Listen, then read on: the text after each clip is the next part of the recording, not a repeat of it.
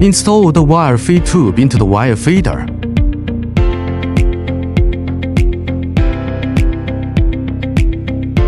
Load the prepared welding wire into the wire feeder during installation. Clamp the welding wire into the slot and then clamp it.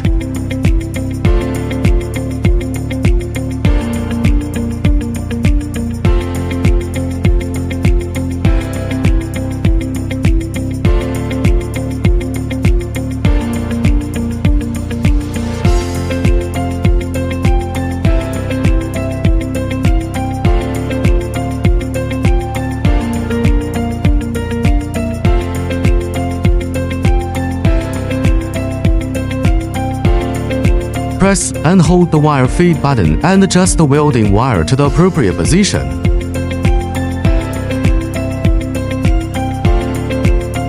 Assemble the gun head and connect the 3-wire feed to the welding head.